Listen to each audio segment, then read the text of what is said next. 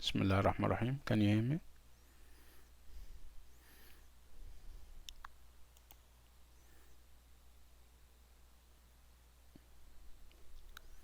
Okay. I'm also sharing my cam and my screen. If you can see them, please type 4.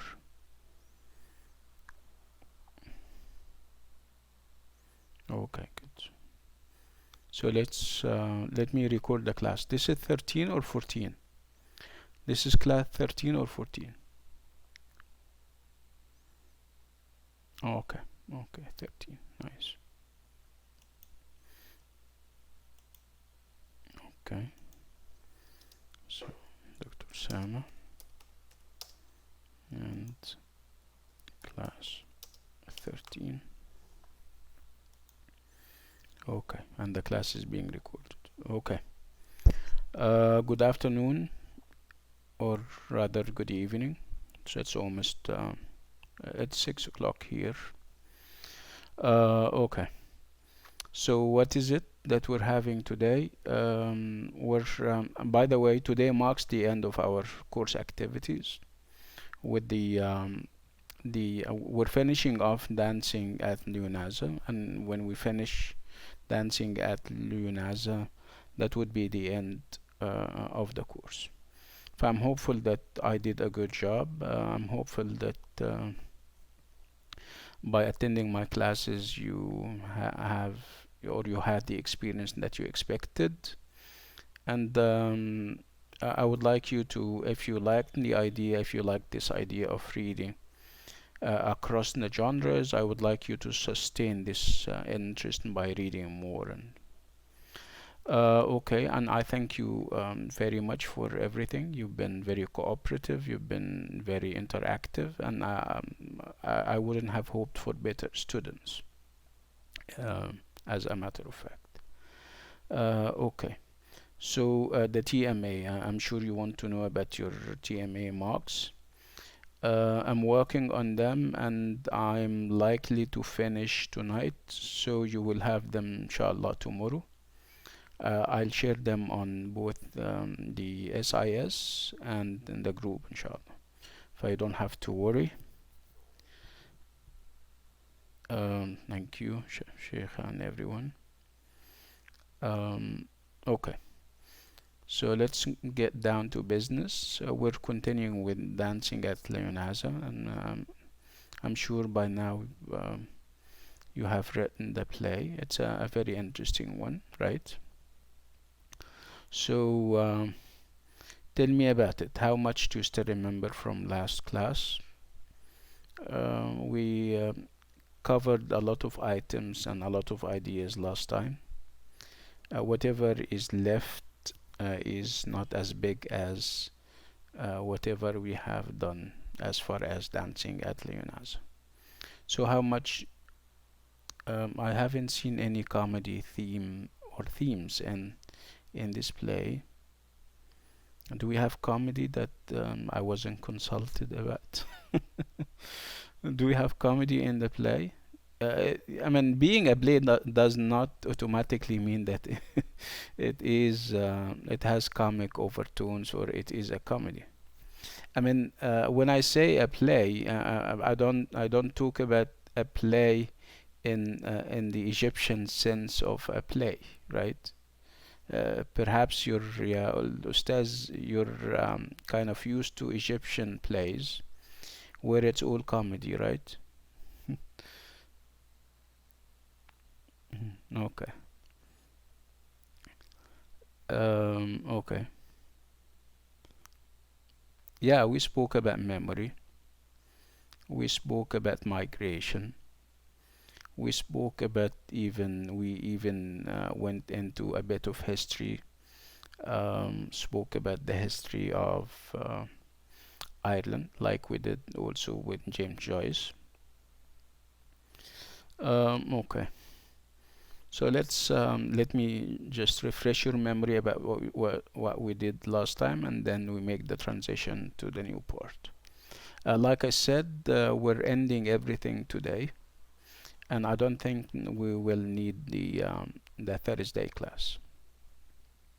So if you have any questions, you can always come forward with them, inshallah. Um, in the same breath, if you have any issues or any problems after we finish class, you're always welcome to kind of communicate with me. You send me emails, you send me WhatsApp messages, you send something on the WhatsApp group that we have.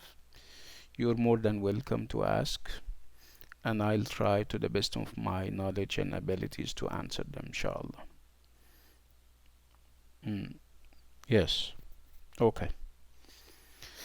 So dancing at Lughnasa is what we have. And by the way, the word Luyu, and I'm hopeful that I'm not dropping the GH mistakenly.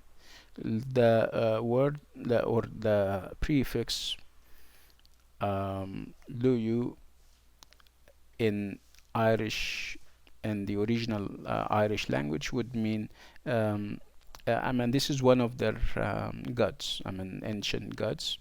You know, they have their own mythology, and with this mythology, they have different gods. This is the time when they were kind of heathen, when they were polytheists. Polytheist means that they used to believe in more than one god. This is, of course, before the advent of Christianity. So this Luyu is the god of harvest, like Kamar is saying. Okay, that would bring us back to the idea of Irish past and Irish mythology, and this tendency to go all the way back to ancient history in order to perhaps get inspiration and material and write literature. We said that this was one of two ways. I mean, in order to kind of move forward, you have to go backward. I said this is a contradiction last time, but this is how some Irish people saw it.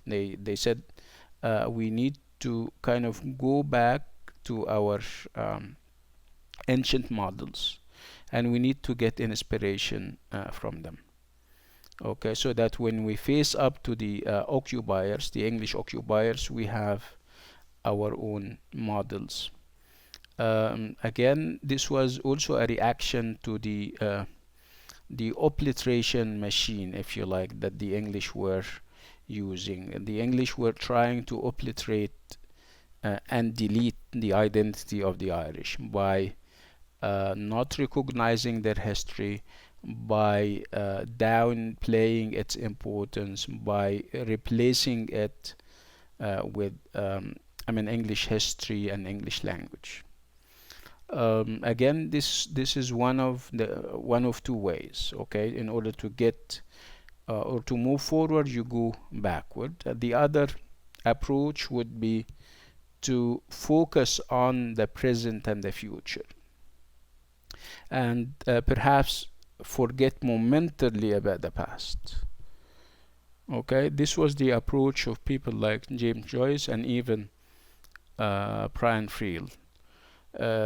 These people believe that we have done a bit of history. We have gotten inspired by history for quite some time, and look where we are now. We haven't moved one bit. So why don't we give the present and the future a chance? Why don't we focus on the issues that we have at hand instead of going all the way back to the past? And that would explain why perhaps Brian Friel would move from the field day theater that he established to the Abbey Theater. With the field day theater, the focus was there were clear agendas. There were clear nationalist agendas, exaggerated, political involvement. You can be political all you like, but you don't have to kind of exaggerate it. Okay, after all, this is literature, and if it is that direct, if it is that forward, it loses its beauty and its appeal among people. So it would be more of political propaganda, more or less. So that would explain why he would move away from the field day company theater that he established with others, and go and display and perform and have his play performed somewhere else. Uh, so dancing at Lughnasa. So Lughnasa would be a festival, a harvest festival where they obviously celebrate. It's the August the 1st, and they normally celebrate, you know, uh, and mark this harvest day, and they used to offer perhaps sacrifices or you know things to the god of harvest, Luyu, if I'm pronouncing it correctly, of course. And if you're talking about harvesting, and if you're talking about festivals and festivities, you're talking about people dancing. Again, this very idea of dancing at a festival that is pagan, that is pre-Christian, would be a point of contention in the play, right? Between people who believe, yes, this is our history, this is our legacy, and we should celebrate and honor it, and those who believe that this is going all the way back to the past, and this is again staying where we are. We need to be looking forward, not backwards. And this was the opinion of, I don't one of the five girls. This was the opinion of Kate. Of course, saying that they are girls is they are bigger than girls, of course, right? Some of them are in their 30s and in their 40s. She was a school teacher, and she believed that this is all pagan, and this is all tying us to the time before Christianity. Again, what is significant about this comment would be the fact that she is a school teacher.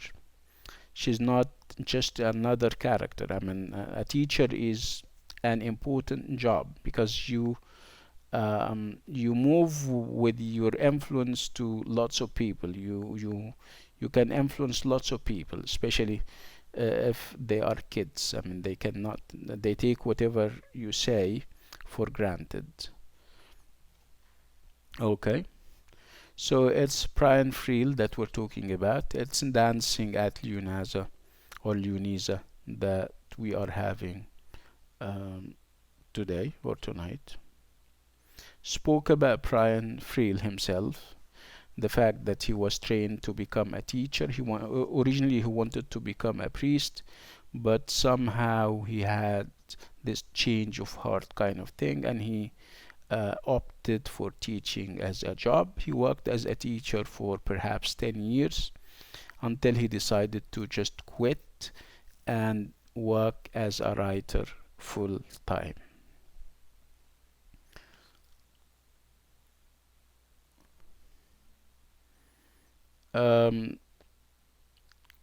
He quit his job as a teacher in 1960, and in 1980 he established the Field Day Theatre Company along with Stephen Raya, and they wanted to kind of write and display and perform plays that have political and social agendas. again, this is Friel, and these are his plays. And yes, so Philadelphia, Here I Come, Crystal and Fox, The Freedom of the City, Volunteers, Dancing at Lughnasa, and Male Sweeney. These are some of his works. Spoke about the Irish history and this kind of engagement between what is Irish and what is Anglo, and by Anglo I mean, of course, English. And where our starting point would be in the 17th century, where um, Ireland got uh, taken over or occupied by the British or by the English. And like I said, the English made it their business to obliterate the identity and the history of the Irish. Okay, how did they do that? The English language came as a replacement of the Irish Gaelic language. There was, of course, everything was in English, to the extent that obviously people started to acquire the language and speak English, and English became their native tongue. And some of them, I mean, the literary figures among them, when they wrote in English. They know English per perhaps better than their original language or their native tongue, because nobody is obviously using it anymore. Um, they started to write, and some of them came off as English writers. I mean, you wouldn't imagine that these people that we're talking about are Irish, not English. I gave you last time the example of a number of quote and quote unquote English writers. When you talk about Jonathan Swift, for example, he happens to be Irish. Um, I said last time I was speaking about George Bernard Shaw. I'm not sure if he's Irish or Welsh or even Scottish, but he was in English anyway. Of course, when you talk about W.B. Yeats, he is, as an English-speaking writer, he is amazing, but he is Irish. Even when you think of James Joyce, and of course he is one of the most important English-speaking writers, he is Irish, and he is writing in English. So this was the strategy adopted by the English. They tried to kind of delete the identity of the Irish by having their language. I mean, they forced people to speak it, and they forced people to use I mean, to use it in their different dealings and in all the areas of life. You end up having writers who write in English, and they get credit writing in English, and they become known the world over as English writers. But when you check and explore, you get to know that they are Irish. Again, people would talk about, if you're talking about history and if you talk about culture, so you have cultural relics and icons. You have cultural, historical records. Where are they? Where are these things hidden, and how can Irish people have access to them? Actually, they wouldn't have, easy access to them, because they were hidden or stored in museums and other inaccessible places. So the only access to them would be through, I mean, tales and folklore songs that people would circulate amongst themselves in the countryside.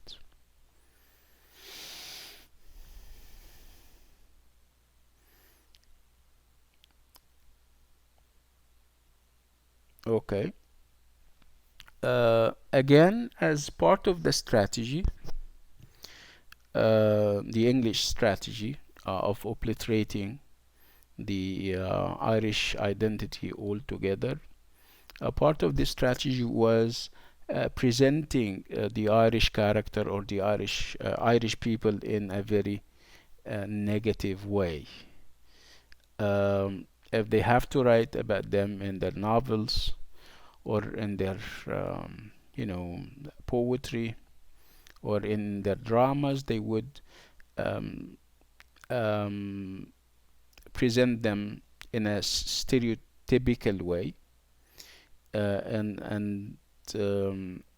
in negative manners and means.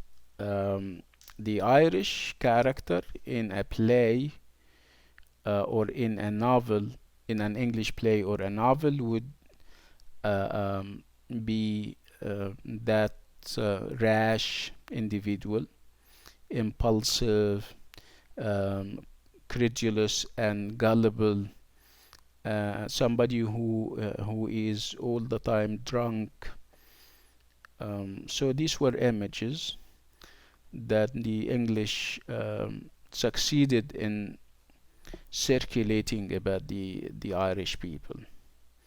Again, is that true? No, of course not. You can have bad people in a culture, but you also have good people.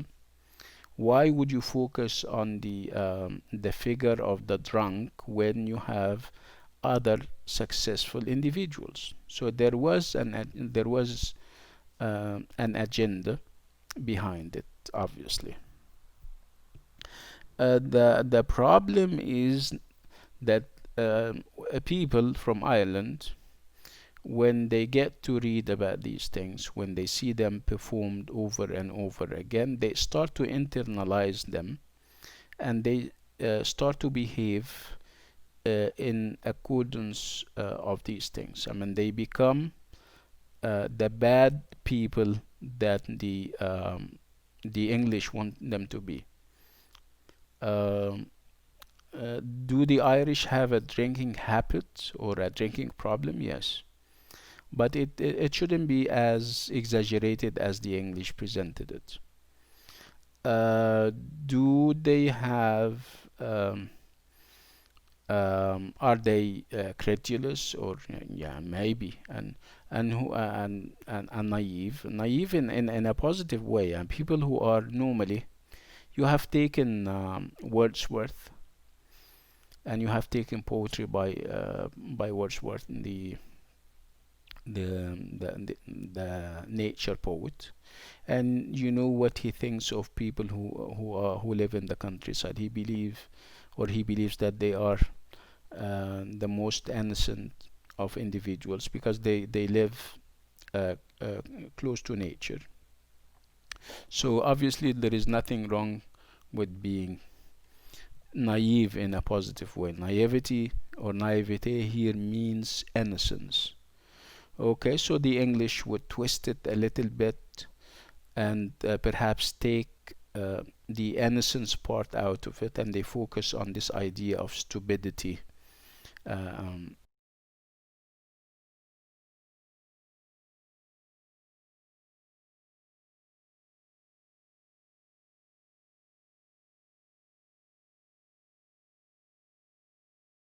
so this was not true, and it would take the Irish a lot of time to kind of, first of all, get rid of these images amongst themselves.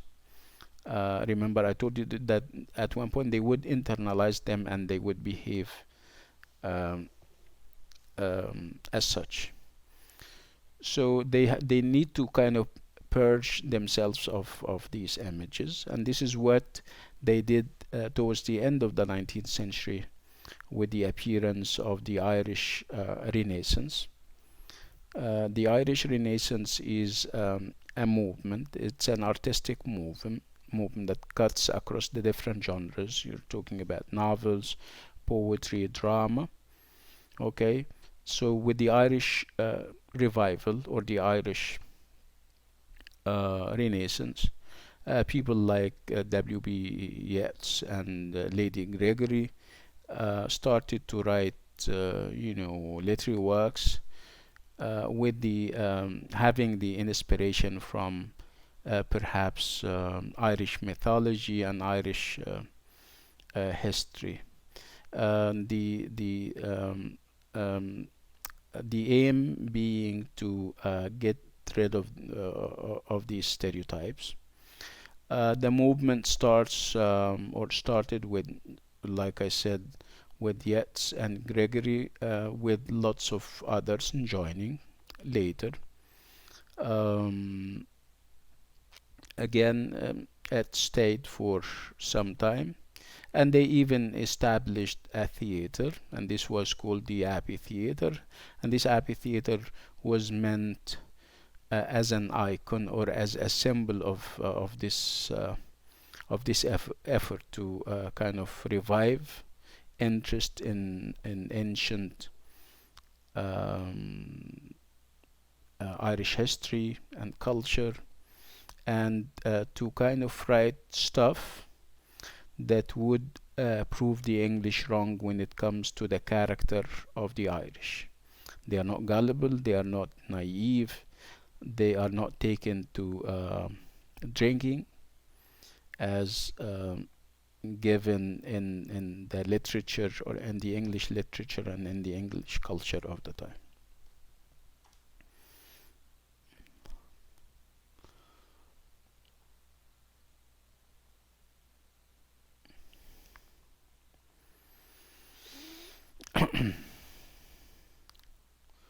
And then we started speaking about the play itself. And what did we say about the play in terms of ideas? You have ideas ranging from memory to you have memory, you have migration, right? There is also a great deal of talk about language and performance. Okay, so you know the play by now. I'm not going to go into details about what happens in every and each act, right? Perhaps you need to know that the start of the play is very important. The first scene in Act One, and this in terms of time we are. I mean, the scene captures uh, a day in 1936, where we have the whole family gathered together, and by the whole family I mean five sisters and their elder brother and a child.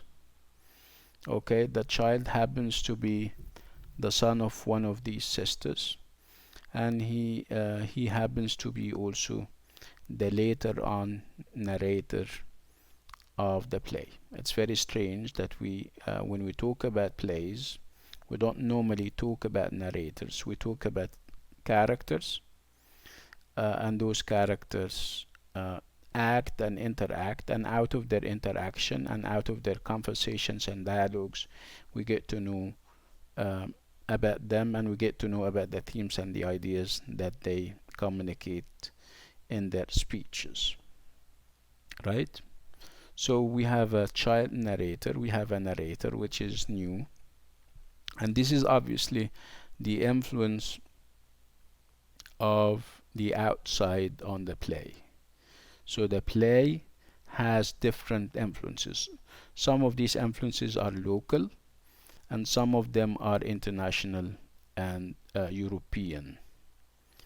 Um, the idea of the narrator is is obviously the influence of American drama on Irish literature and Irish drama. And Brian Friel is especially influenced by one of the plays. He has his inspiration in a play by the name or by the title of The Glass Menagerie by Tennessee Williams, the famous American dramatist. Okay, so the child, like I said, is going to perhaps collect and make observations about what is happening, and then we're going to meet him again when he is grown up, and he's going to relate to us what happens, and from his perspective as a child at the time and as a grown up narrator, as we're going to see.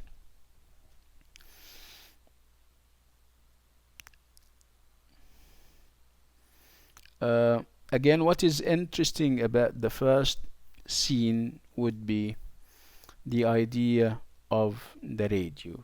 So Friel is using the radio as a stage prop, but it's not just another stage prop. It is full of significance. Again, the radio. If you're talking about the period, the radio is exactly like the internet in our days. Uh, um, in terms of importance, in terms of its, you know, um, in terms of how useful it is. The internet is very useful. It connects you to the world. You get information and news from it. You cannot really stop using the internet for whatever reason. So the radio at the time was acting as if it is the internet of our time. So it was, yeah, remember that we're talking about Belly Big, and Belly Big is a provincial town or village in the countryside where people have little access to everything. So let alone knowledge and information and news. So to all of a sudden have a new invention like the radio, which is now or at the time was in every house, and they get information.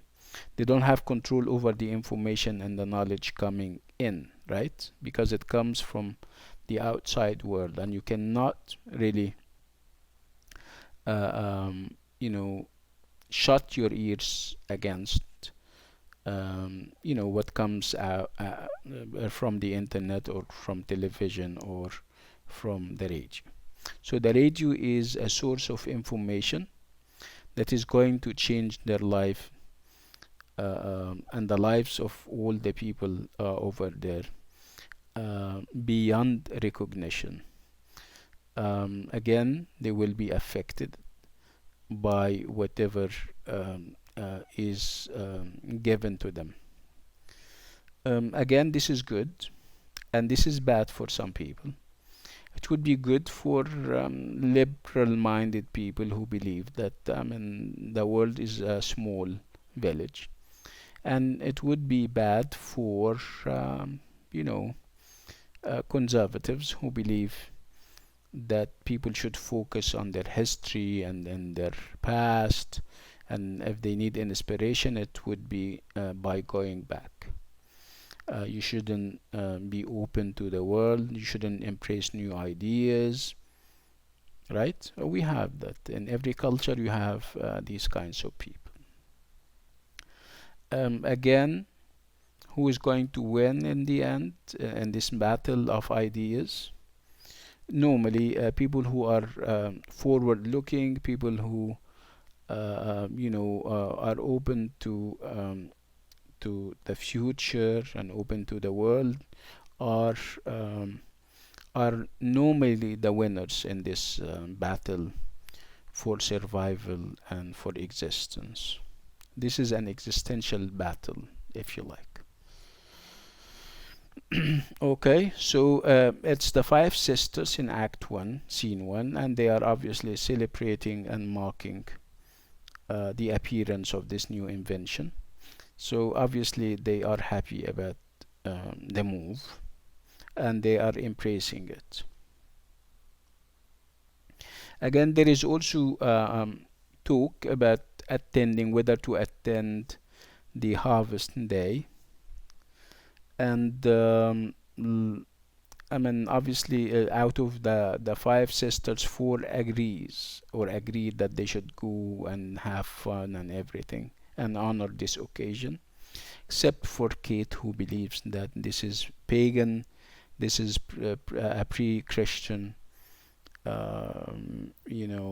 practice, and also the idea of going back to the past is not something that she is happy about. Remember, I told you that Kate, if you think about Kate in her self-contradictory attitudes towards stuff, you would kind of compare her to Gabriel in his also contradictory movements. The fact that he loves the outside and Europe, and he's learning to speak German, but he is also lashing out against modernity. So it's both. I mean, he likes the West, he likes Europe, he likes the liberal ideas of the West, and he also refers to his past and the past of his people as, decadent and backward and everything, but he lashes again at modernity. So you can't really know where he stands. And this is obviously the dilemma and the predicament of the modern man, whether we're talking about Gabriel, Kate, or even us. In the modern time, people are so self-contradictory. You're doing something, and the next thing you know is that you're doing the opposite. Uh, Again, this is the predicament of the modern man. We're open to so many ideas. We don't have time to kind of study all of them and see which of them is perhaps beneficial and effective, and which of them you end up falling into whatever is contradictory. You fall into the trap of contradiction very easily.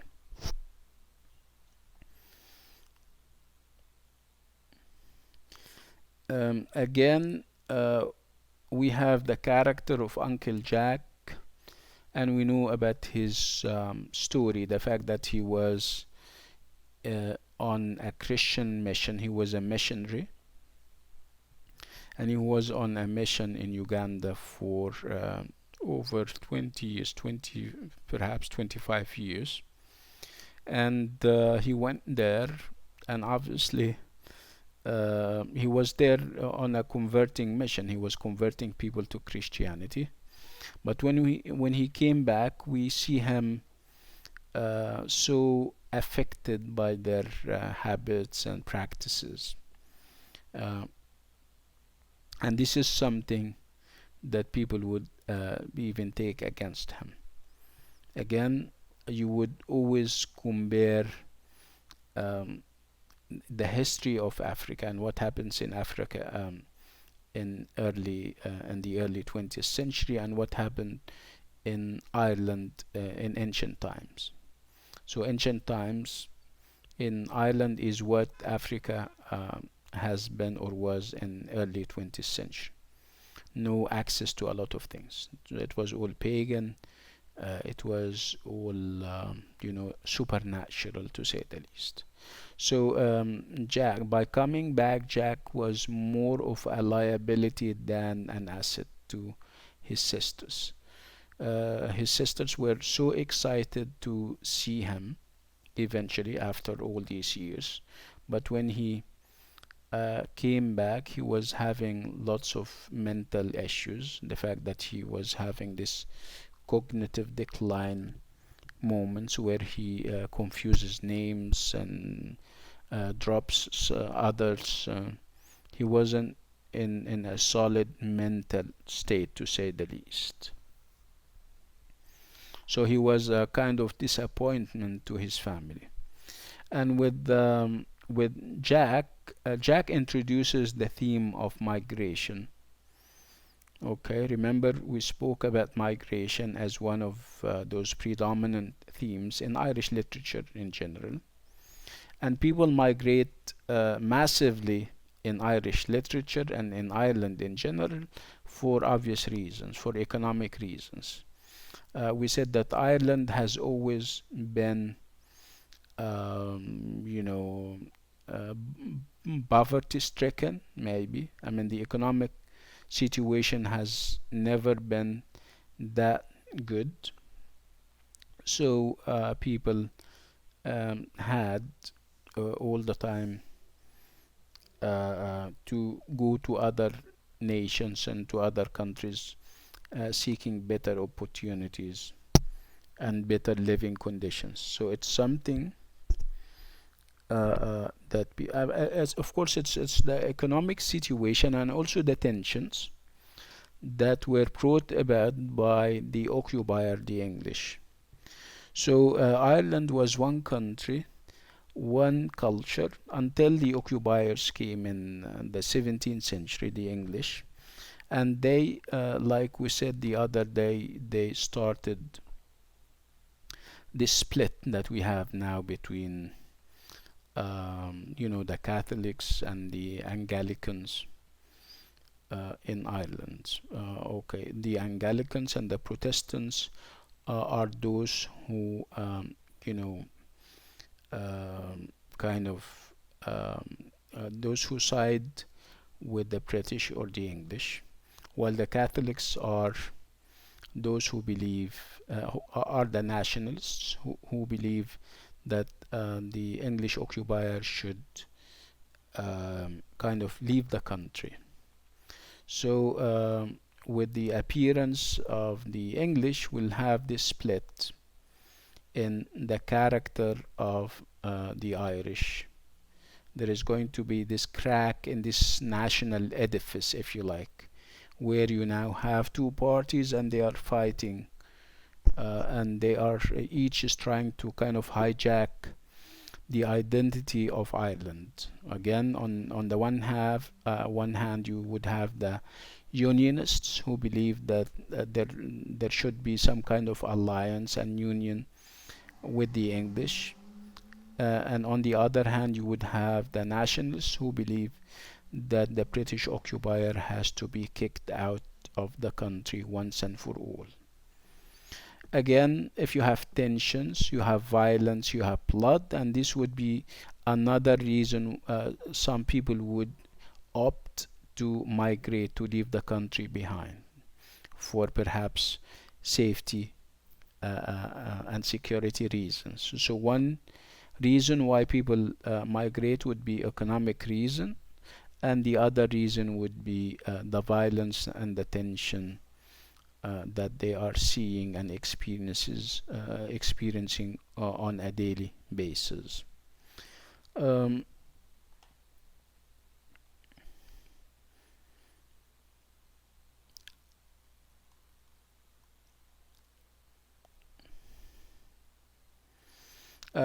these are the characters. I'm sure you still remember them. Uncle Jack, Agnes Mondi, Chris Mondi, Kate Mondi, Maggie Mondi, Rose Mondi, Michael Mondi as a narrator, and as the child, Michael, right? I'm not going to go into details about their roles and what they, because we spoke already about that. So Uncle Jack, you know Uncle Jack, Jack Mondi, this 60-something guy who used to live in Uganda. He was on a Christian mission over there, and when he came back, he is obviously suffering from dementia and other cognitive diseases. Um, Again, what do we need Jack for? What is his dramatic role? What is it that he brings to the play?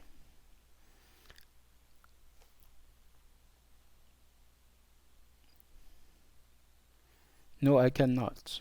You cannot just stop me in the middle of what I'm saying to ask about something that I already spoke about. I said at the very start that I'm not ready with the TMA marks yet. I said tomorrow.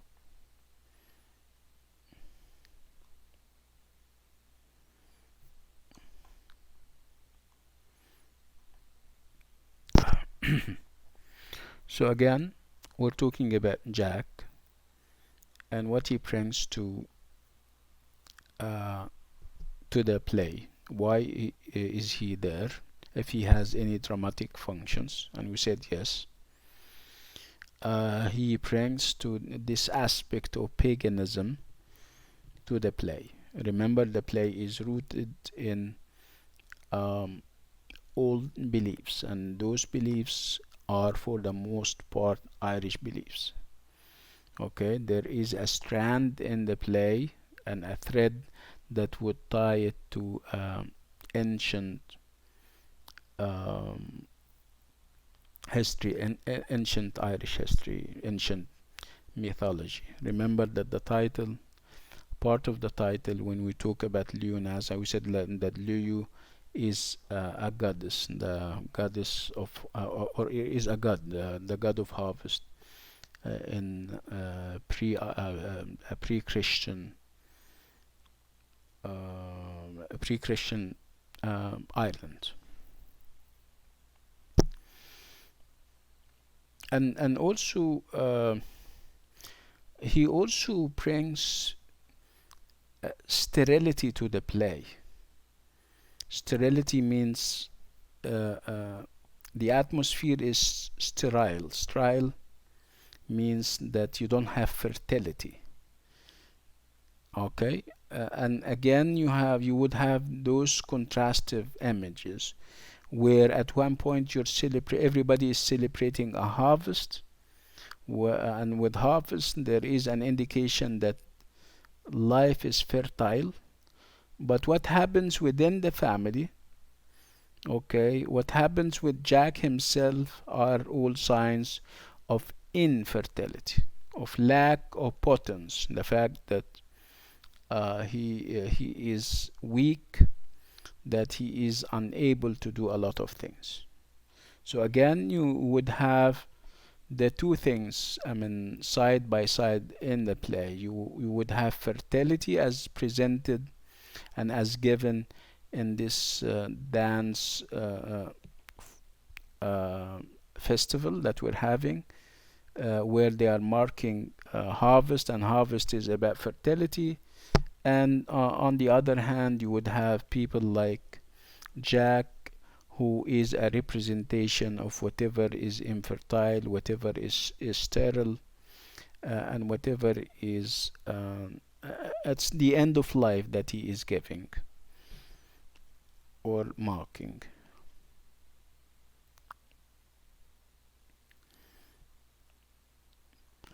Again, two of the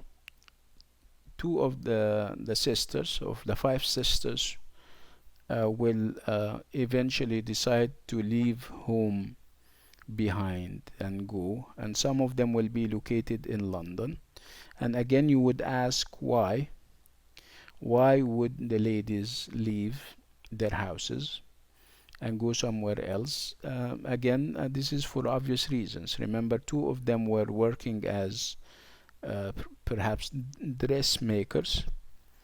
They were knitting, and at one point, a factory will open, and it's perhaps a dressing and a knitting factory. And if you have a factory produces in mass, and the next thing you know, that people would go and buy from the factory because its prices are way less than the prices of these girls. And this is the effect of modernity on local economy, and this is obviously a negative effect or a negative impact. So again, it's as if Friel is trying to say modernity and modernism is or are not all honey and milk. it is true that people should look forward and should adopt and embrace modernity, but they have to kind of check and filter. Not everything that we regard modern is good. With modernity, you would have capitalism, and capitalism is a monster that does not stop at anything. Right? One of those manifestations of the monastery of capitalism would be the idea of laying people off so that the machines will take over. Right? The machines do not get tired, they don't get sick. It's that's why capitalists are all for using machines rather than human beings. So again, perhaps uh, uh, um, uh, Frill is trying to kind of alert people against the advent of modernism, or at least people need to take their guard up. You don't just accept modernism as is, or you just don't take it for granted.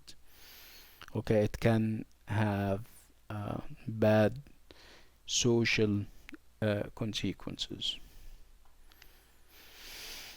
Again, modernism is here responsible for perhaps the collapse and the disintegration of the family. Remember, these two girls used to perhaps contribute money to the budget, to the family budget. Now that the money is not there, every one of them decided to kind of take her chances and go somewhere else, looking for better opportunities. And this is again maybe an indirect challenge or attack on modernism and what it brings.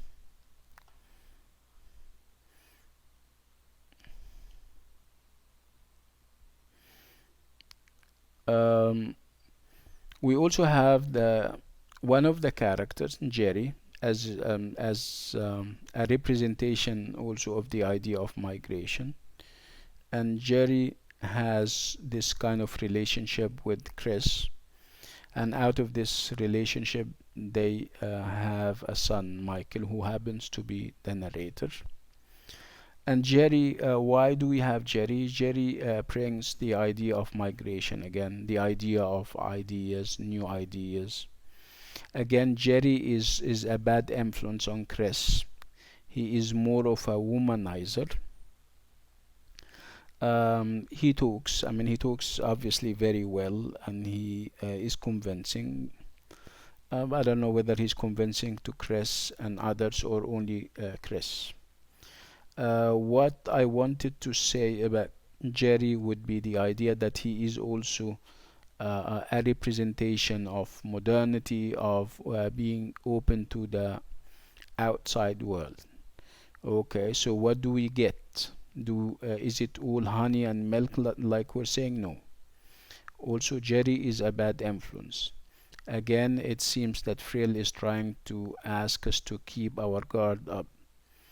Okay, modernity is good and everything, but there are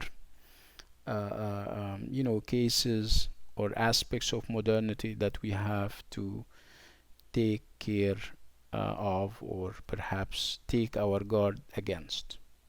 He's not. It doesn't seem that Frill or Prime Frill was totally on board with the idea of modernism. Yes, Kamar is saying, yeah, Jerry is only uh, uh, for empty promises. This is what she gets, Chris. This is what Chris gets out of him. It's only promises that he is giving her. And again, that would also point to the character of Chris. Chris may be a representation of the Irish woman in early 20th century, where perhaps the lack of education, or perhaps having little education would be a bad thing, because in this case you wouldn't be able to kind of learn how to deal with life, how to deal with people. You would, if you're born naive and you haven't received any education, or you receive little education, you wouldn't improve, and in this case you would fall an easy victim to the likes of Jerry. This perhaps this may be the message, or one of the messages that Friel is giving us.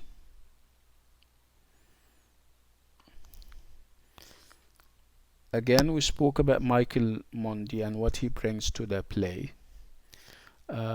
We said he was a child among perhaps a forest of adults, if you like. Remember, we have five ladies and their elder brother, and he was a child, and he was listening to what they say and stuff. Perhaps we're having him as a child in order to make this distinction between whatever is past and whatever is present and whatever is future, because we get the opportunity to see him when he kind of when he grows up and become the narrator. Okay, so he represents the present and the future, while everybody else represent the past. Okay, who are we having at the end? We're having the present and the future, and the past is past. We don't have. It's very hard to locate the different girls or the different women at the end of the play. Each and every one of them has taken a different road or route. Okay, with even Jack, with Jack dying as well.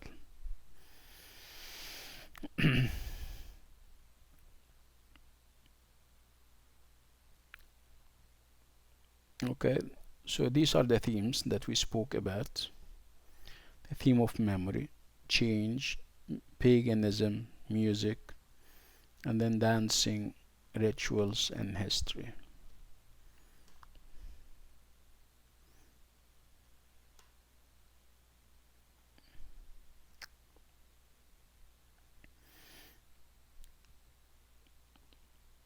Again, I spoke about this.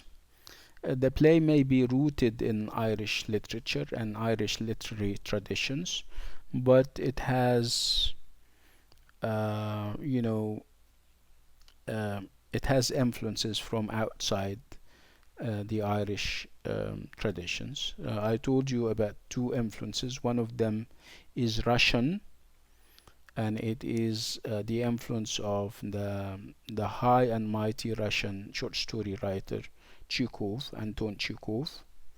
And you also have an American influence, and the American influence would be the influence of Tennessee Williams, the very famous American dramatist. Okay, we'll talk about the realizations and the manifestations of these influences in a minute.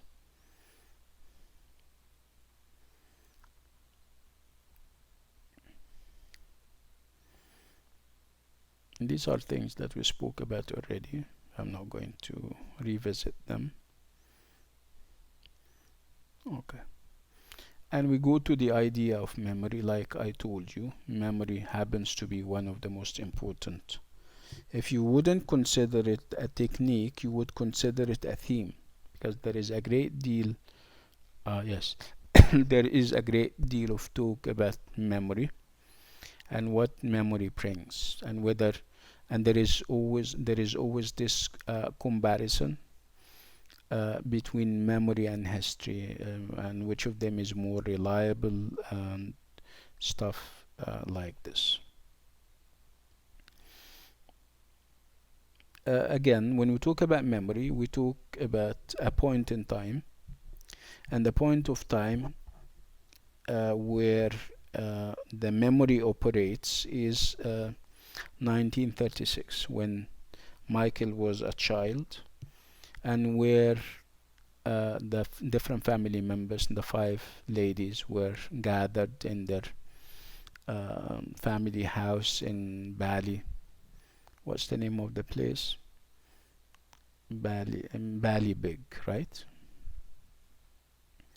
Okay. At the beginning of the play, we don't have the child, so that the child doesn't have actual presence.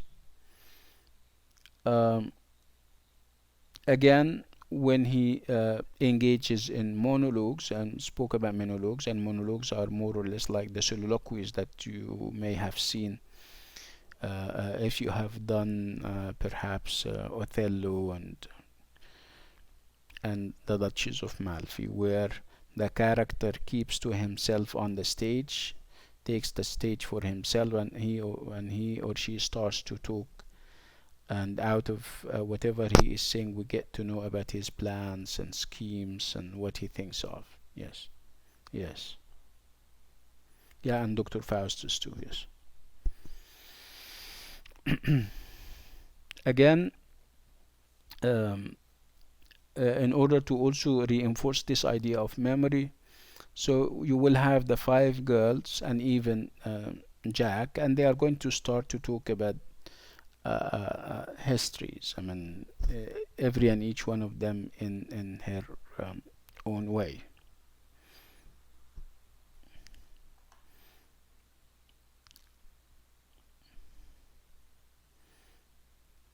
Okay, so we're talking about a specific time and specific period. We're talking about the period.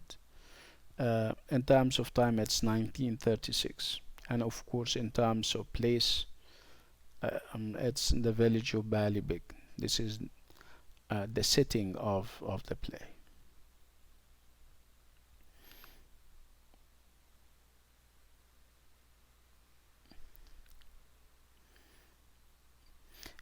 Again, when if you're using memory rather than history, you would rely on symbolism to kind of capture the details that you wouldn't be able to present on the stage. With history, you have this historical accuracy. You have to mention everything, right?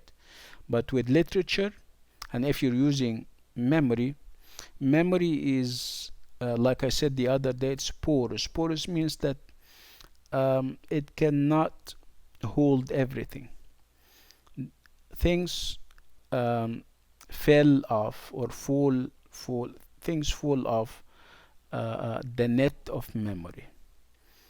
Okay, so in order for the writer to kind of limit those things that fall off, he has to perhaps use symbols. Okay, he cannot, for example, talk about the history.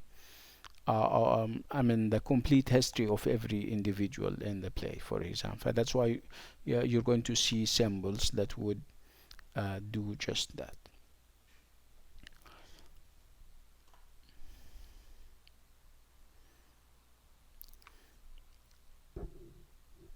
So, dancing at Lughnasa is structured around memory and attends to the workings of memory more emphatically than it dwells on historical events. His Friel's main concern is not history. Otherwise, people would are welcome to go and read history books, right? This is not his main concern. Okay, his main concern is history as given through snapshots, and these snapshots are given through memory. Like I said, memory with memory, you don't have everything, and with memory, sometimes you have only significant events. You cannot. A memory is not what is not a recorder that records every single thing. It's not a digital what it's now. For example, you have with your phone you can record everything, right? Whether we're talking about audio, video, still pictures, right? For as long as the size of your mobile allows, right? Memory is doesn't function like this. There are limitations on human memory.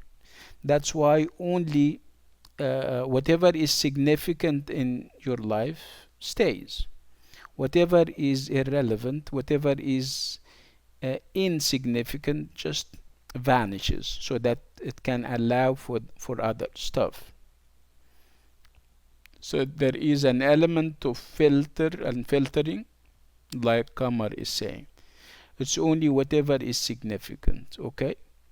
So if you need to fill uh, or close the gaps, those gaps that the memory is responsible for, you can always go back to history books in order to complete and close those gaps. So it's not the function of memory to give you to replace history, if you like. You don't have the accuracy that you find in history. Okay, and as literature, you're not required to do that. Otherwise, history is going to be memory, and memory is going to be history. History is going to be literature, and literature is going to be history, and obviously they are two different domains. So memory is fluid and more individual, while history is organized, evidence-based, and consensual. You're talking about with history, you have agreement on the events. With memory, because it's individual, and you access it and you use it using your perceptual filters, Allahu Akbar, it is more individual and less organized and even less consensual. I mean, people may disagree on the interpretation of events given by memory. Okay, we're going to stop for perhaps 5 to 10 minutes for the prayers, and then when we come back, we can always continue, inshallah. I'll see you in 10 minutes.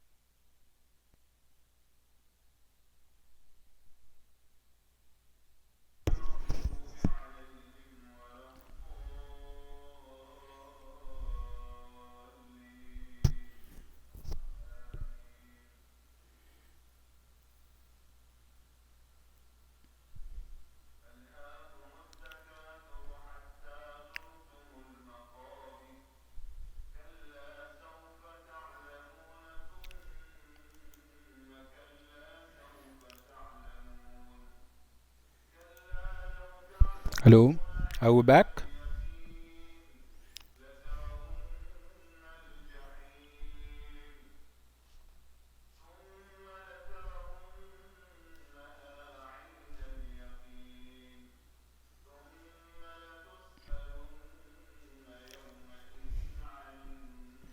Okay.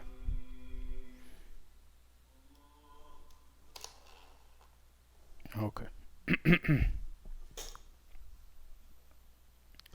So before we left for the prayers, it was all about memory and the difference between memory and history. And we said that memory is individual while history may be collective.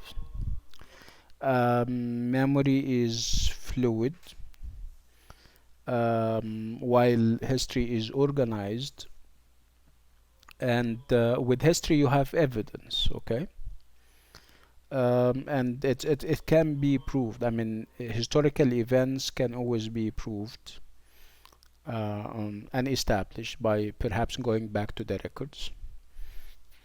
And you normally, whenever it comes to history, you have a measure of accuracy and an agreement. Okay. With memory, like I said, it's individual, and it may the interpretation of one memory can differ from one individual to another. Yes, like Al Ustaz is saying, a memory is perhaps more flexible. Can they work together? Absolutely, they can work together. Where you can consider history as collective memory. Okay.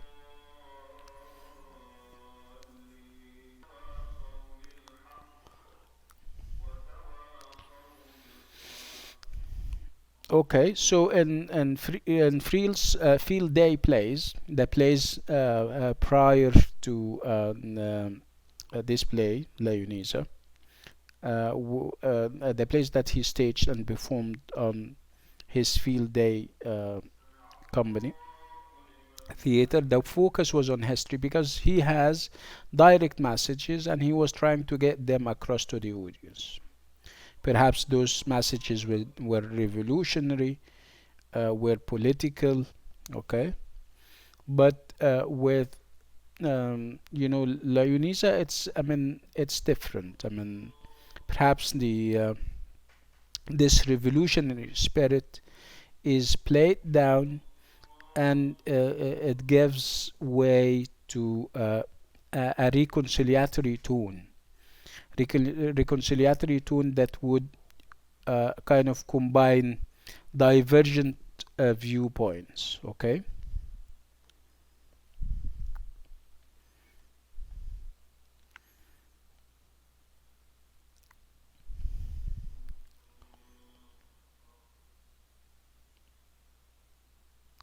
Okay, with the field day project, with its plays, there was this undertaking of um, decolonizing, I mean, the minds of Irish individuals. But obviously, with the dancing at Lughnasa, there is a sharp contrast, where the focus would be on memory that is selective, that only perhaps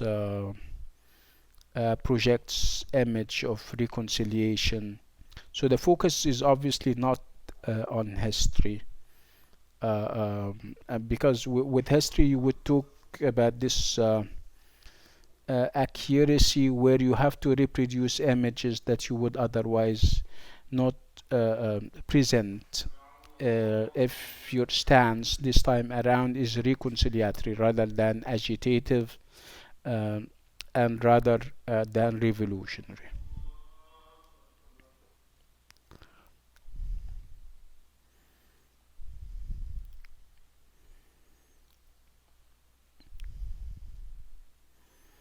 So, what did this move? What does it have to do with Friel's investment in a decolonization process for Ireland? Okay, again, he thought that with literature, with plays, he can decolonize the minds of Irish people. They have been.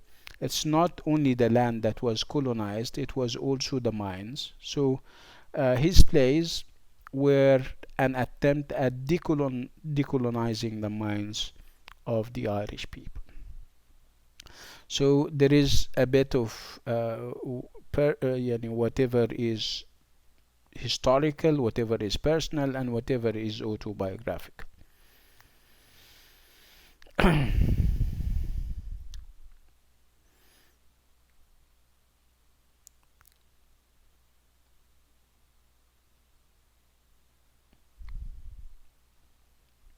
So one of the critics by the name of Scott Boltwood suggested that Friel was alienated from both Irish states, and Northern Ireland and also Ireland, and was unable to identify with either of them, and felt that dancing at Lughnasa showed a synthesized past from which the narrative of academic history has been erased.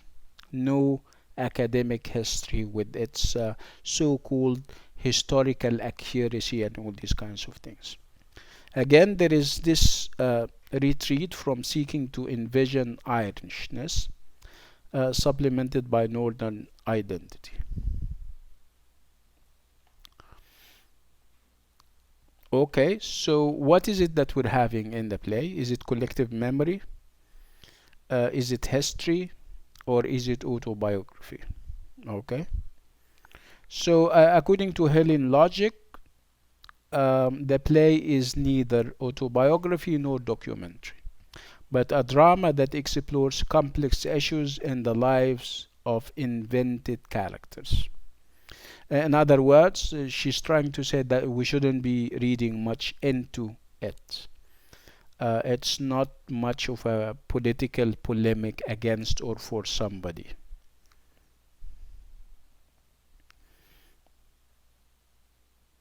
So again, we're having divergent sources for the play, with emphasis on memory rather than on history. And those sources are sometimes Irish and sometimes cosmopolitan. Like I told you, cosmopolitan in the sense that the idea of memory itself, the idea of memory play, is inspired by by Tennessee Williams, who happens to be American, not Irish, right? And also the play is also in its focus on female characters. We also have a foreign source, which happens to be the Russian playwright Anton Chekhov.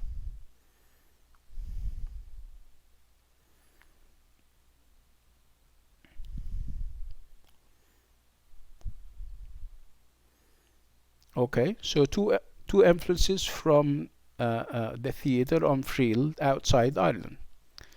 First of all, The Three Sisters, which is a play by Anton Chekhov, um, and it resonates with dancing at Lughnasa in various ways. How does it resonate with dancing at Lughnasa? I mean, The Three Sisters by Chekhov, with the focus on a predominantly female household of sisters, by a lucid picture of profound transition without explicit allusions to historical events. Anton Chekhov was also not rooted in history in his plays. The manner in which characters articulate their desires and relationships. So this is the impact and the influence of Chekhov, who happens to be foreign on Friel. Another influence, like we said, would be the play The Glass Menagerie by Tennessee Williams. And what is it that he is taking from this play? He's taking the idea of the memory play, and also the idea of having a narrator. So you have parallels between The Glass Menagerie and Dancing at Lughnasa in the figure of the narrator and also in the idea of the memory play.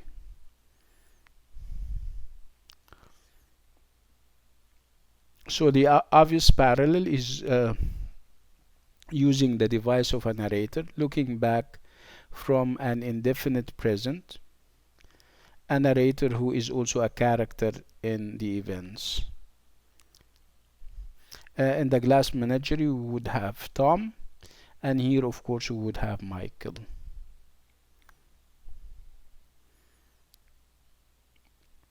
Again, the influence would be the American influence would be using the form of the memory play. It may seem unrealistic at times, but of course the details would tie it to reality. Perhaps it's a different type of reality, a reality that we're not used to.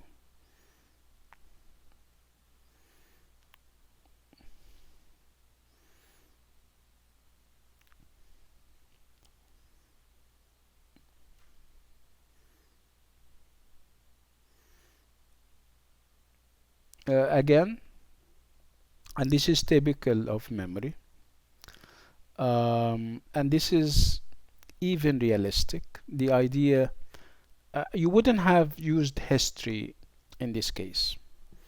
If you look at the character of Michael and the recollections that he is making when he grows up, he cannot remember everything. As a child of 7 or 8, he cannot, of course, remember everything. And this is typical. This would be kind of consistent with the idea of memory, right? Because you cannot expect the boy Michael, you cannot expect him to be holding a photographic memory that records everything. He cannot, of course, record everything. And he's also sharing with us the moments that he thinks are sweet, that are invigorating to him as an adult now. Those what he referred to as the happy old days. Okay, and if you refer back to events and you say that they are happy old days, you're going to drop from them whatever is not happy. So your memory is going to be selective, right? It's a selective type of memory. It is an individual type of memory that would uh, uh, kind of keep things and drops others.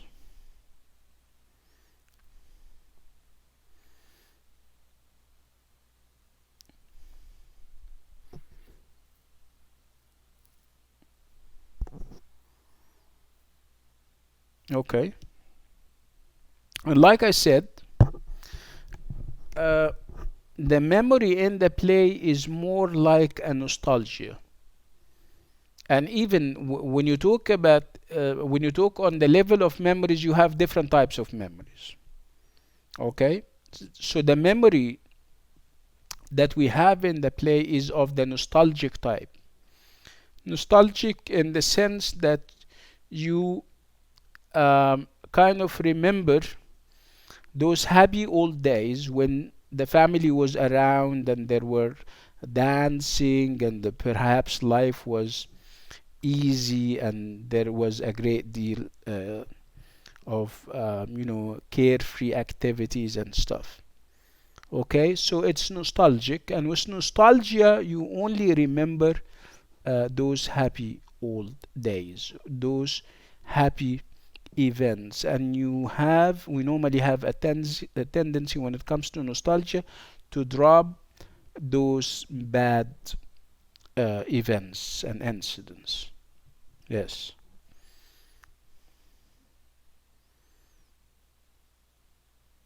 So the memories that characters speak of within the play are nostalgic, imbued more with the pleasure they evoke than the apparitions and equivocations of reality.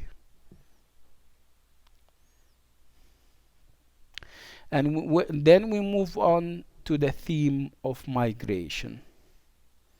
Reminiscing, like Al-Ustaz said, yeah, it's more or less like reminiscing. And reminiscing is you only you only rem I don't know, it's such a tongue twister.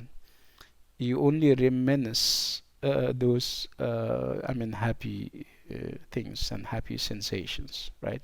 You try to reenact them in the present. It is true that they happened in the past, but you try to reenact them in the present moment. Again, we're moving to another very important theme, and this one is migration. And migration happens or takes place with some or through some characters. What are these characters? Uncle Jack, Jerry, Who else? Michael, the two sisters who left for London. One of them left for London, and the other is nowhere. Rose and Agnes. Yes. Okay. So again, at the core of the theme and the idea of migration would be reasons why people migrate in in Irish literature, and why of perhaps all the other literatures, the Irish literature is marked for uh, migration themes. Again, when we talk about Ireland, we speak about lack of opportunity. We speak about uh, poverty and lack of economic growth.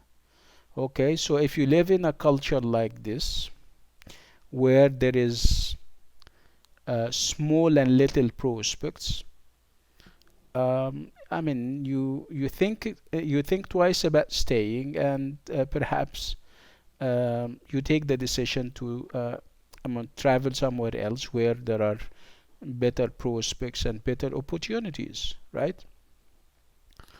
Um, so again, um, Irish literature is suffused with this idea of migration for good reasons, of course.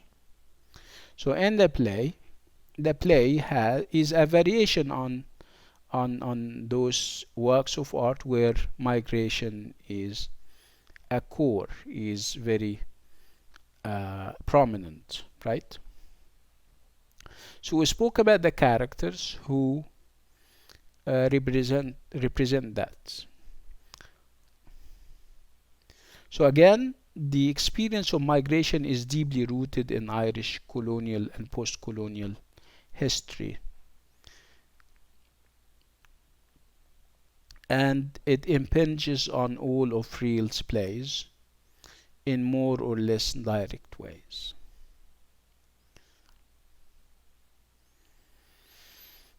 So the world of Mondi Sisters is filled with absences brought on or brought about by migration or immigration, right? Right. They either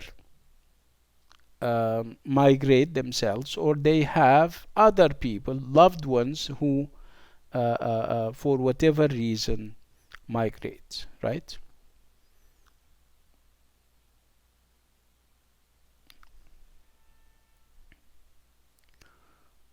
So the characters who are or become migrants in the play, and the reasons for their migration, and the impact of this migration on them and on others. Michael, remember, when he talks to us, when he narrates, he is narrating from a point somewhere from outside Ireland, right? He's not to be found, he's nowhere in Ireland. Okay, so why would he travel? Um, Obviously for economic reasons. Remember, I mean, the whole household disintegrates at the end. Again, why the household and the house and the family disintegrates? Because of the lack of opportunity. The two sisters who used to knit are no longer able to compete with the knitting factory. Um, so Michael is obviously he's not going to stay. I mean, even before the family disintegrates, uh, he decides to just leave them behind. Okay, and he admits and acknowledges that that was perhaps selfish on his part, and it's selfish on the part of all Irish young people who, at one point, after they get raised by their parents, they decide to just leave them behind and go look for opportunities in other countries, right?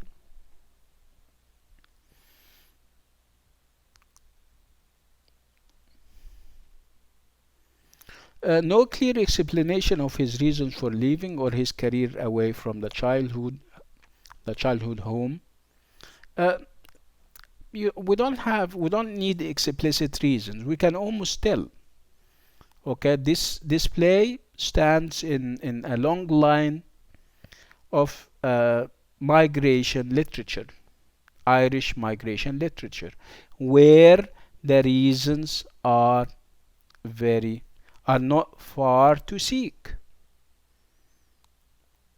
Economic reasons, right? We spoke about that. Uh, Remember, there was a great deal of violence and tension, and you try to escape all of that. So it's economic and political, right? And even religious. If you're not happy with the stronghold that the religious institution is having on people, you perhaps fly away from dogma and rigid ideas, right?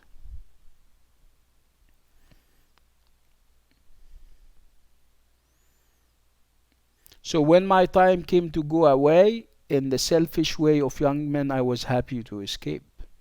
He admits that this is selfish. He admits that this happens with all young people in Ireland. At one point, they decide to just go away. They turn their back on their country. We have Jack, and with that Jack, you have different levels of migration, perhaps. You have migration all the way to Africa. This is migration because he stayed there for over 20 years. Okay, so he migrated with European ideas, with Christian ideas, right? And then he migrates back to Ireland with African idea, non-Christian ideas. And then he migrates to somewhere beyond life. I mean, he dies. This is also a migration, right? This is an indication of the end of life.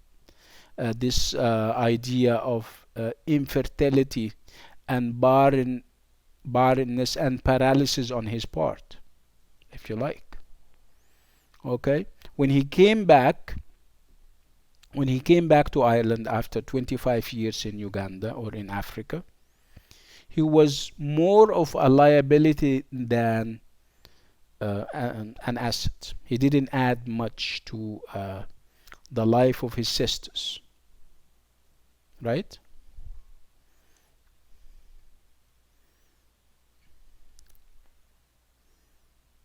Again, and you have lots of things migrating from him himself. If you talk about his linguistic abilities, they are migrating too. If you talk about his memory is obviously departing him. He is suffering from cognitive decline.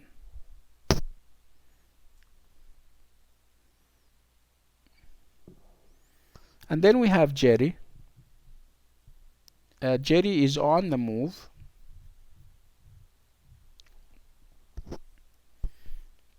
He's a perpetual migrant.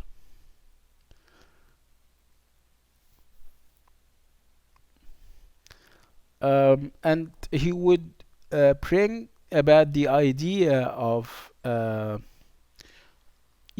outside world, uh, perhaps fresh ideas. We don't believe in what he says, and we know that we take him for what he is. He is more or less a deceiver and a cheat. But I mean, he gives this family or a member of this family access to the outside world.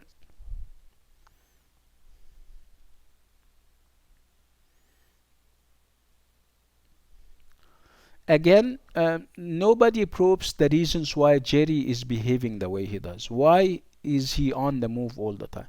Perhaps he also feels alienated as as an adult with perhaps little prospects and no opportunities. Perhaps He moves around seeking, opportunities outside.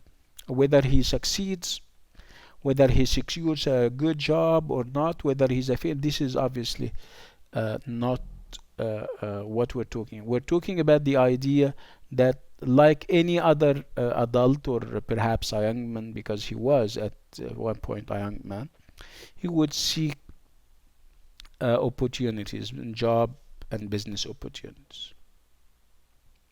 And yet, Jerry's constant move within Ireland to Spain, back to Wales, which is the land of his birth, seems to be not so much due restlessness and alienation as due to an easy and detached ability to adapt quickly wherever he is.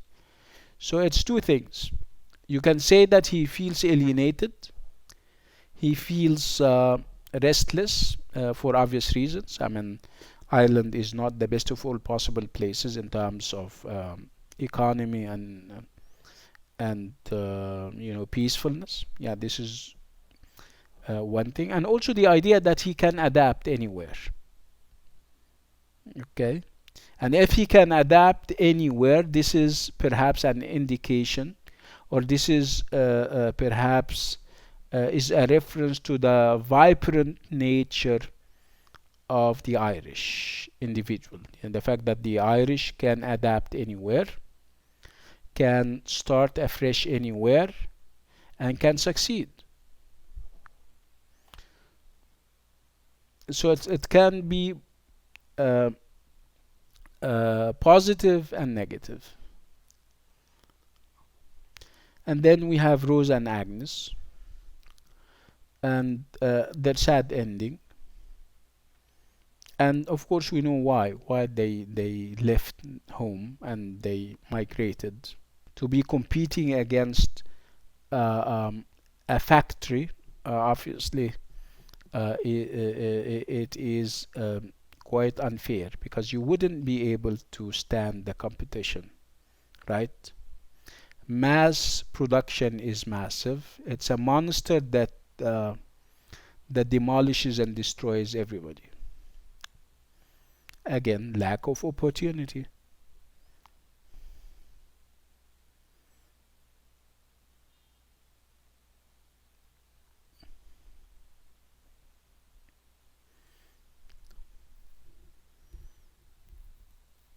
Again, if you still remember, Danny Bradley was uh, having an affair with one of the those family members, and he remember he's married and he has kids. And at one point, we get to know that his wife would walk out on him, right? And she would also migrate. She has gone to England. So it's here you would also talk about the idea that women are taken advantage of. They are not happy in their marriages, but because of the fact that they're Catholic, there is nothing they can do about it. This is a union forever. In Catholicism, marriage is a union forever. The only chance for you to perhaps get rid of your partner would be that he or she dies. Okay? So if you're not happy in your marriage, bad luck. There is nothing you can do. So what did she do? She left. She left altogether to England.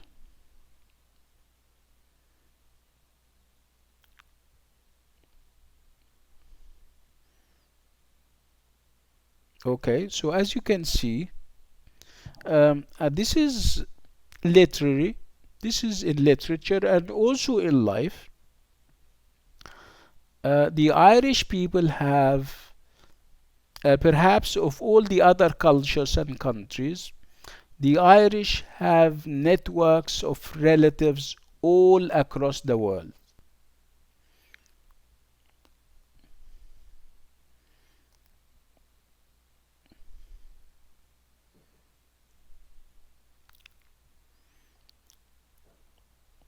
spoke about migration enough.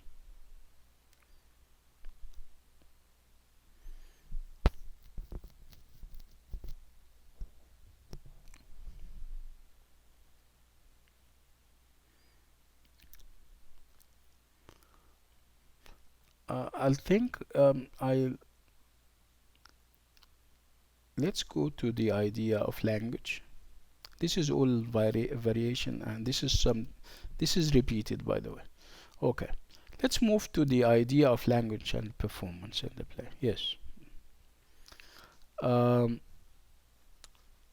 so you're talking about performance, and with performance you would talk about stage directions, you would talk about props, you would talk about dramatic devices.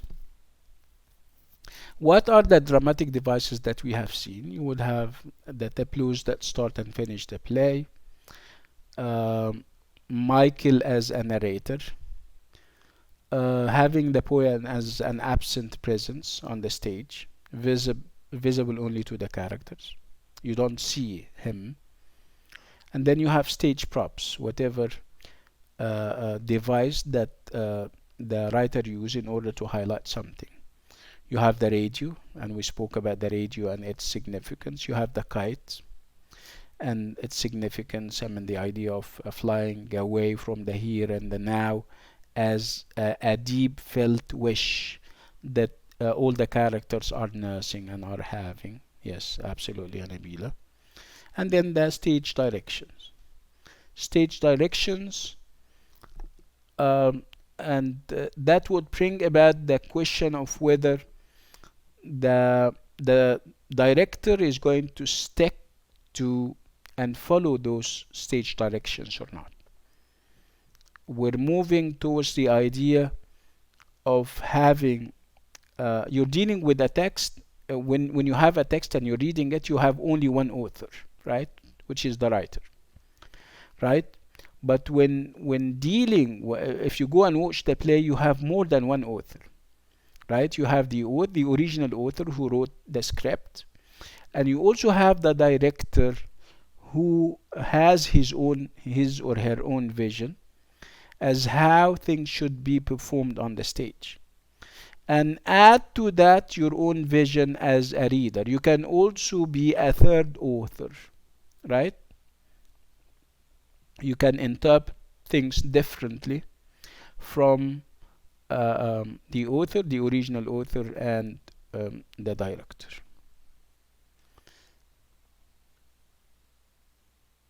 And this is basically what the play is all about. On this note and with this item, we come to the end of the entire course. I don't think we need to meet again for one more class, because I mean I think it would be better if I leave you to study instead of kind of wasting your time by having another class, unless you have studied everything and you need some kind of reassurance. You need a reassuring class where we talk freely about things.